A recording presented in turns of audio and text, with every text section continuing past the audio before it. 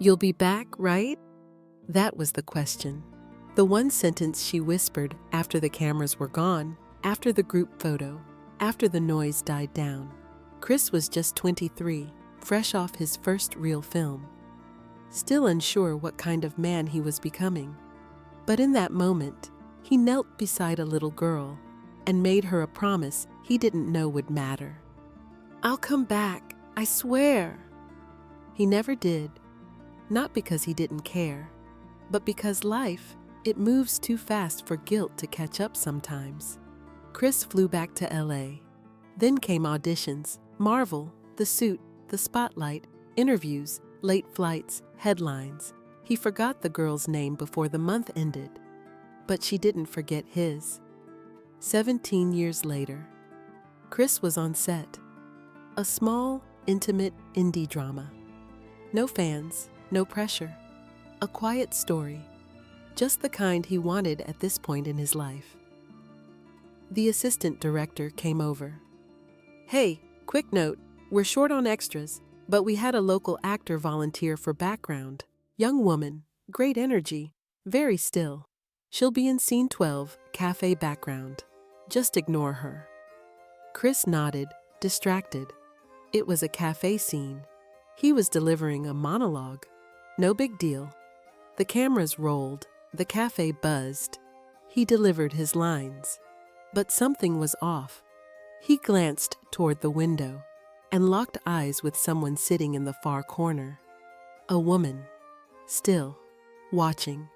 She didn't blink, didn't smile, just sat there, staring straight at him like a ghost he had forgotten existed.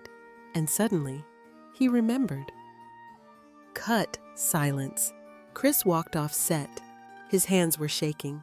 He didn't say why. The assistant director followed. "Are you okay?"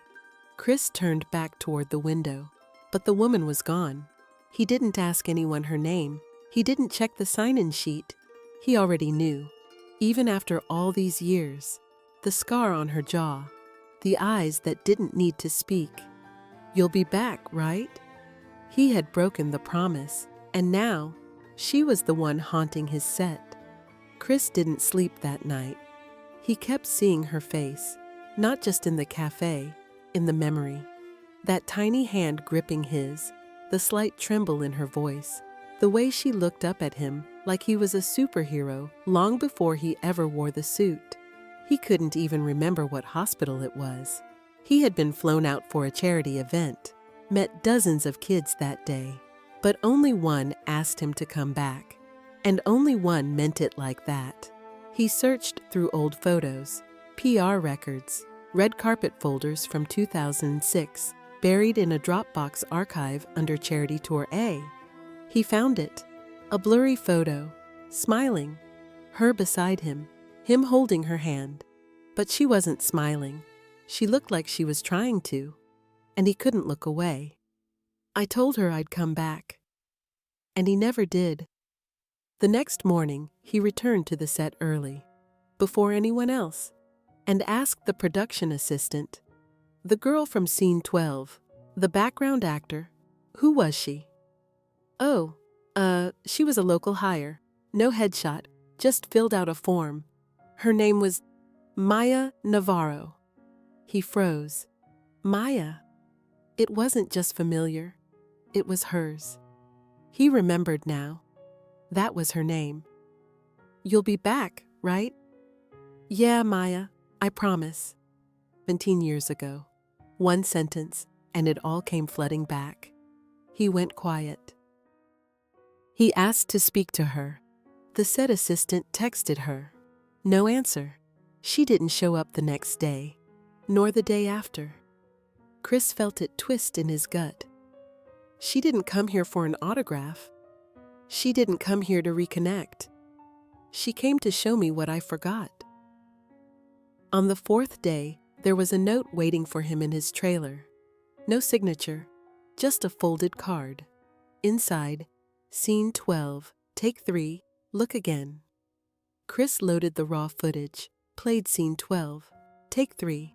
At minute 01:14, as the camera panned, Maya turned toward him fully, and mouthed something. No sound. No one noticed. But her lips clearly said, "You promised." Chris leaned back in his chair, closed his eyes, and whispered, "I did." He couldn't just sit there. Not anymore. Chris asked the production team if they had her contact info. They didn't. She hadn't left a number, just signed in, did her scene, and left. He contacted casting. Same answer. Background hire.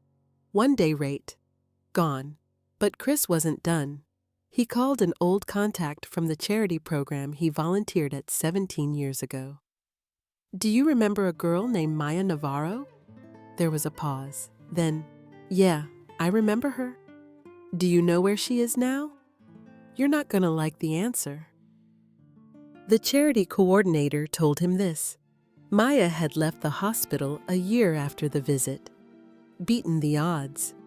Grew up in foster care after her mother passed away. Quiet kid, bright, artistic.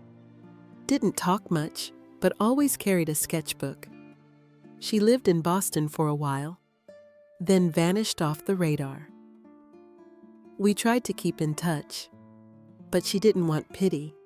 She said she'd figure things out alone. Chris asked one last question. "Did she ever say anything about me?" Silence. "Yeah, once." She said the reason she trusted people again was because of a stranger who told her he'd come back, even if he didn't. Chris sat back. He didn't know what to feel. He had meant the promise. He really had. But in her world, intentions didn't matter. Only what you did or didn't do. He called his agent, canceled interviews, booked a flight to Boston. "There's someone I need to find." He didn't have an address, no last known phone, just the name of a community art center Maya had once been part of. The center was small, old, run by volunteers. He walked in without saying who he was. A teenage receptionist looked up wide-eyed. "Wait, are you?" Chris nodded. "I'm looking for someone." She hesitated, then said, "If she wanted you to find her, she would have made it easier. But she did leave this." The girl handed him a folder. Inside was a sketch of a man and a girl standing in a garden. And on the back, just 4 words. "I waited. I left." He didn't cry much. Not really. But that broke him, because he didn't just forget a promise. He became the proof that sometimes heroes don't come back. Later that night, he sat outside the center, alone, until a woman sat beside him. Not Maya, but someone familiar, the receptionist. She came here sometimes, didn't talk, just drew. She said if you ever came back, you'd finally understand. Chris looked at the night sky. "I don't know how to fix this." The girl shrugged. "Maybe you're not supposed to." Chris returned to Los Angeles, but the sketch came with him. He carried it in his bag, on set, in interviews, on flights. He kept staring at those 4 words. "I waited. I left." There was no hate in them, no bitterness, just a truth that didn't need decoration.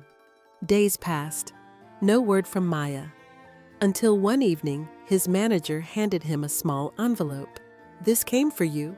No return address, but I think you'll want to see it." Chris opened it. Inside was an invitation to a small, independent art gallery show. Back in Boston? The title?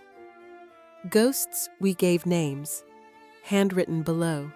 "If you still carry it, bring it."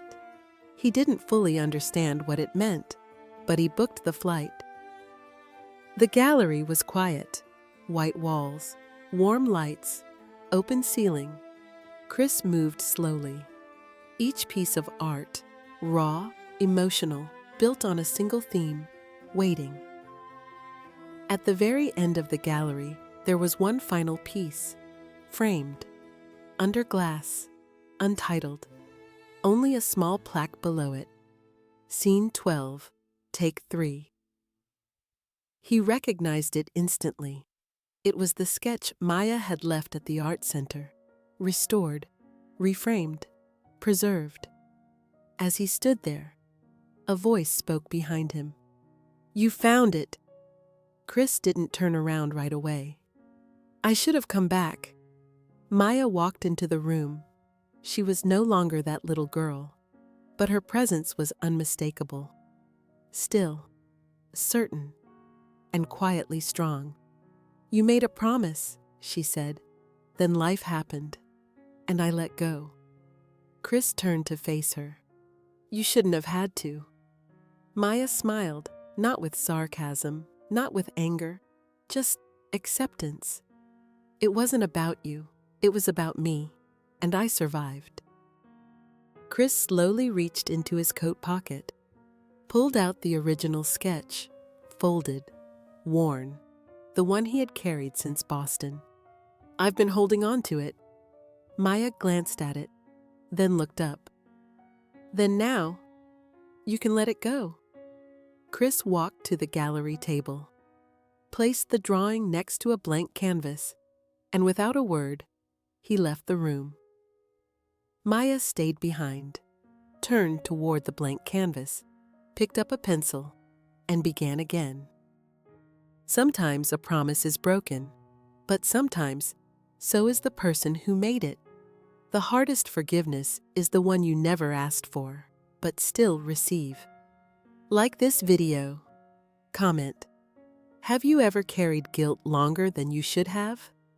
Subscribe to Yrot's stories for more emotional and thought-provoking tales. Thanks for watching. See you tomorrow with a new video.